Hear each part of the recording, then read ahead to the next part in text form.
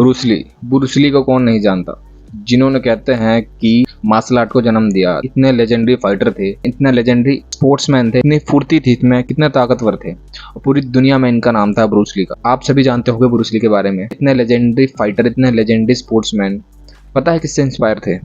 India के एक बंदे से जो कि पंजाब में रहते थे, जिन्होंने अपनी लाइफ में एक भी मैच नहीं हारा, 5000 कुश्तियां करी अपनी लाइफ में, देन एक भी नहीं हारी, वर्ल्ड चैंपियन का टाइटल हासिल करा। जो अपनी उम्र से ज्यादा के बड़े लोगों से लड़ा करते थे। 5000 दंड, 3000 सपाटे, रोज की 100 रोटियां, 500 ग्राम घी डेली खाते थे। 40 पहलवानों से एक साथ लड़े होना एंड उनसे भी जीत हासिल करनी। इतने लेजेंडरी थे हमारे ये पहलवान, जिन्होंने 1200 किलो तक का पत्थर उठा लिया, जो भी आज के टाइम में बड़ौदा में रखा है। उस पर अभी भी इनका नाम लिखा हुआ है कि लास्ट टाइम इन्होंने ये 1200 किलो का पत्थर उठा के कुछ दूर चले थे।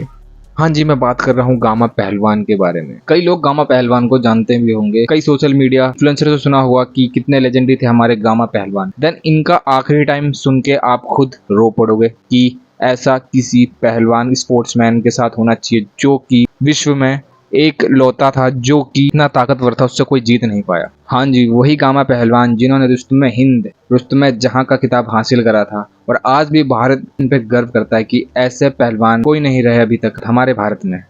उन्होंने बचपन से ही पहलवानी के गुण सीखे, पहलवानी उनके खून में ही थी। 5 वर्ष की उम्र में उनके पिताजी का देहांत हो जाता है। 5 वर्ष की आयु में उनके पिताजी का देहांत होने के बावजूद उनका कुश्ती से नाता नहीं टूटा।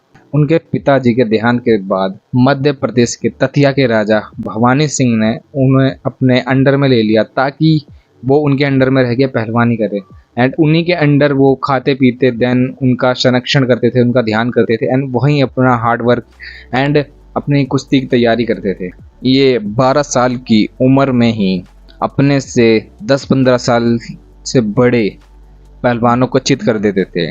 12 साल का एक लड़का आज के समय में चड्डी पहनना भी नहीं सीखता, और वो उस टाइम पे गामा पहलवान 12 साल की उम्र में, उस टाइम बच्चे होते थे एंड उस टाइम पे उनको बेशक ना जीतते हैं, वो टक्कर देते थे, पूरी उनसे पहलवानी करते थे और बहुत उनका मुकाबला आगे तक होता था 25-26 साल के पहलवानों से, जबकि उनकी उम्र 12 साल की थी। 12 साल की उम्र में भी उन्होंने कई फाइटें लड़ी थी एंड उनकी उम्र के लड़के उनके पास तो भटकते भी नहीं थे, क्योंकि इतने ताकतवर थे हमारे गामा पहलवान, क्योंकि उनके खून में ही पहलवानी थी। अब गामा पहलवान की उम्र करीब करीब हो गई थी 22 साल, 21-22 साल। देन उस टाइम पे एक जो लेजेंडरी पहलवान थे रुस्तुम हिंद रहीम बख्श सुल्तानी वाला, जो कि उस समय के रुस्तुम हिंद माने जाते थे पूरे वर्ल्ड में, उनके साथ उनका मुकाबला होता है। वो राजी हो जाते हैं मुकाबले के लिए, वो मैच ड्रॉ हो जाता है एंड वो मैच ड्रॉ होने के बाद वो पूरे भारत में लोकप्रिय हो जाते हैं एंड उनको हराने वाला कोई होता नहीं है। एंड वो मैच ड्रॉ का मतलब था कि उनको कोई हरा नहीं सकता पूरे भारत में। देश में जीतने के बाद जो रुस्तुम हिंद थे हमारे पहले, उनको हराने के बाद जो गामा पहलवान जाते हैं वर्ल्ड चैंपियन बनने के लिए। 1910 में एम्पियंस और चैंपियंस वाली प्रतियोगिता थी, कंपटीशन था, शायद मेरे नाम लेने में थोड़ी गलती होगी, आप गूगल कर लेना। उसमें ये कंपटीशन करने के लिए, जीतने के लिए पहुंच गए, क्योंकि भारत में तो ऑलरेडी ये नंबर 1 पे थे उस टाइम पे। देन वहाँ पे वर्ल्ड चैंपियन बनने के लिए ये चले जाते हैं। देन इनकी हाइट 5'7" रही थी, 5 फुट 7 इंच। जहाँ तक आप देखते होंगे जितने भी फॉरेनर होते हैं वो उनकी हाइट 6 फीट से अब अभी रहती है ज़्यादातर लोगों की, इस वजह से उनको वहाँ पार्टिसिपेट नहीं मिलता, फिर वो वहाँ से चले जाते हैं। इस चीज़ से बहुत ज़्यादा दुखी होते हैं कि भाई किसी की हाइट से उसकी ताकत का अंदाज़ा नहीं लगाना चाहिए।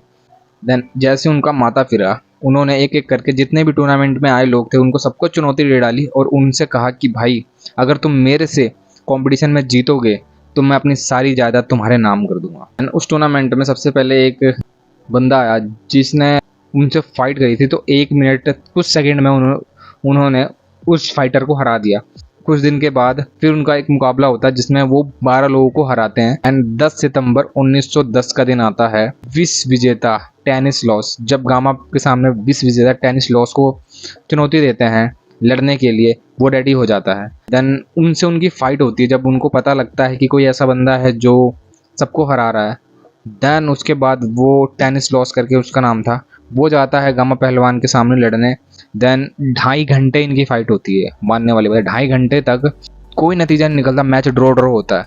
फिर कुछ दिन के बाद इनको एक विनर तो चाहिए होता है। कुछ दिन के बाद फिर इनका मुकाबला होता है। 17 सितंबर 1910 को इनका फिर एक मुकाबला होता है जिसमें ये लड़ने ही नहीं आते। गामा पहलवान वहाँ पे जीते माने जाते हैं। ऑब्वियस सी बात है, जब कोई मैच ड्रॉ हो रहा हो देन उसके बाद भी अगला बंदा बोल रहा हो कि हाँ भाई मैं मैच के लिए खड़ा हूँ, अब भी आ जाओ, अब वो फिर दूसरा बंदा नहीं आता है तो आप ही विनर होते हो। इस तरह गामा पहलवान पहले भारत के वर्ल्ड चैंपियन, हैवीवेट चैंपियन बन गए। इसके बाद गामा पहलवान ने कुश्ती ही बंद कर दी क्योंकि इसके बाद इनको कोई प्रतिद्वंदी ही नहीं मिला। देन इसके बाद 1952 में ये पूरी तरीके से संन्यास ले लेते हैं कुश्ती से। उन्होंने कुश्ती कभी छोड़ी तो नहीं थी। सब कुछ संन्यास लेने के बाद गामा पहलवान लाहौर की मोहिनी गली में रहने लगे। बंटवारे में हिंदू मुस्लिम के बीच एक बड़ी दीवार खड़ी कर दी थी। गामा के अपनी कौम के लोग हिंदू परिवारों की खून के प्यासे मारने के लिए इधर उधर घूम रहे थे। देन उसी वक्त गामा पहलवान ने एंड रुस्तमे जहां गामा दीवार बन के उनके सामने खड़े हो गए। निर्दोष से जो भी जिनके दिमाग में खून नहीं सवार था, अपनी जान बचा रहे थे, उनके सामने दीवार बन के खड़े हो गए कि इनको कोई हाथ भी नहीं लगा। उन्होंने अपने खर्चे पर कई हिंदुओं को जितना भी उन्होंने कमाया था कुश्ती वगैरह से, उन्होंने अपने खर्चे पर कई हिंदुओं को हिंदुस्तान अपने खर्चे पर पहुंचाया था। ऐसे थे हमारे गामा पहलवान। गामा पहलवान ने अपने अंतिम कुछ साल पाकिस्तान में गुजारे और पाकिस्तान में रहने के बावजूद ये अपने आप को भारतीय ही मानते थे और हम भी गर्व करते थे। पूरा भारत गर्व करता है इनके ऊपर, भारत के लेजेंडरी पहलवान होने पर। एंड बिरला परिवार से उनके लिए हर महीने मासिक पेंशन जाती थी और ये भी कहा जाता है कि GRD टाटा भी उनके लिए पैसे भेजा करते थे। उन्होंने अपने जीवन में दूसरों को प्रेम और सम्मान दिया। एंड गामा को अपनी सफलता का घमंड नहीं था। जितने सेलिब्रिटीज देखते हो, जितने स्पोर्ट्समैन देखते हो, जितने सोशल मीडिया इन्फ्लुएंसर देखते हो, फिटनेस इन्फ्लुएंसर देखते, जरा भी उनके पास कोई फोटो खिंचवाने चला जाता है या कुछ भी उनकी पोस्ट डाल देता है तो वो इतने लालम लाल हो जाते हैं। लाइक क्या नाम लूँ, छोड़ो ना यार, मेरे ऊपर दिक्कत आ जाएगी कि मेरे पीछे पड़ जाएंगे लोग। आखिरी टाइम में जब उनकी एज अच्छी खासी हो गई थी तो उनका जब इंटरव्यू लिया गया तो उनसे पूछा गया कि पूरी जीवन में आपको सबसे तगड़ा प्रतिद्वंदी कौन लगा, सबसे तगड़ा जो फाइटर कौन लगा जो आप जिससे लड़े हुए हो। तो उन्होंने रहीम का नाम लिया जो रुस्तमे हिंद रह चुके हैं, जैसे मैंने आपको बताया था, उनका नाम लिया था। एंड उनको वो अपना गुरु भी मानते थे। उनके जो पैर की धूल थी ना अपने माथे पर तक लगाते थे गामा पहलवान। ऐसे थे हमारे गामा पहलवान।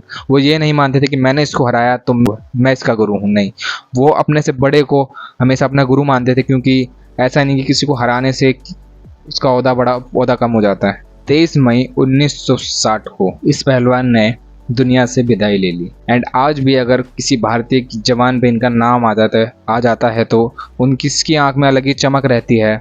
और हो भी क्यों ना, क्योंकि इतने लेजेंडरी थे ही हमारे गामा पहलवान। अब 20वीं सदी में जो ब्रूस ली थे हमारे, आप सभी जानते हो, जैसे कि मैंने स्टार्टिंग में कहा था, वो गामा पहलवान के रूटीन को फॉलो करते थे। उनके जो माइंड सेट था उनको फॉलो करने की कोशिश करते थे।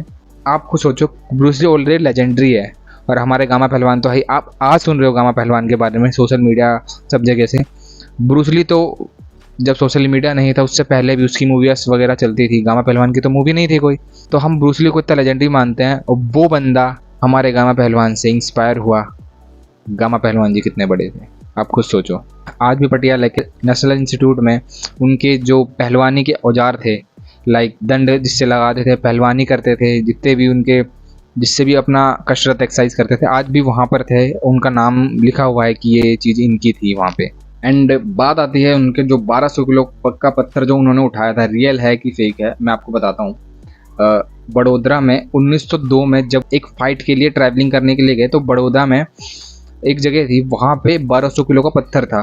उन्होंने उसको देखा, देन देखने के बाद उसको थोड़ा हिलाया डुलाया, हल्का सा उठाने की कोशिश करी, देन उनको लग रहा था ये मूव हो रहा है इजीली। एंड अब मे भी मुझे नहीं पता था, उस टाइम पे उनको पता था कि ये 1200 किलो का है कि नहीं है। देन मूव करने के बाद देन देखते देखते 3 से 4 फीट तक वो उठाने लग जाते हैं। उसको उठाते उठाते इतना तक उठा लेते हैं कि वो 1200 किलो का पत्थर उठा के 2-3 कदम चलते हैं, कुछ दूरी तक चलते भी हैं। वो चलने के बाद देन छोड़ देते हैं। देन वहीं से उनको वो खिताब मिल जाता है। देन बड़ौदा में अभी भी वो एक म्यूजियम में एक पत्थर रखा हुआ है एंड उस पर अभी भी गामा पहलवान का नाम लिखा हुआ है कि लास्ट टाइम 1902 में गामा पहलवान ने ये पत्थर उठाया। देन उसके बाद आज तक कोई ये पत्थर नहीं उठा पाया। तो आई होप गाइस ये लेजेंडरी गामा पहलवान जी की स्टोरी आपको कैसी लगी कमेंट में ज़रूर बताना। देन आगे मैं और किसके लिए मैं इतनी लेजेंडरी स्टोरी लेके आऊँ। मैं ये तो नहीं बोलूँगा गामा पहलवान जी का जीवन कैसा रहा, जैसा भी रहा वो दिल के बहुत साफ थे। देन उन्होंने बहुत मदद करी और कई वर्ल्ड चैम्पियन को हराया। तो आई होप गाइस ये वीडियो आपको पसंद आई होगी। मिलते हैं नेक्स्ट वीडियो में। एंड आप भी कुछ इस वीडियो से सीखे होगे कि लाइफ को अगर जीना है तो कैसे जीना चाहिए। एंड मिलते हैं नेक्स्ट वीडियो में। जय श्री राम।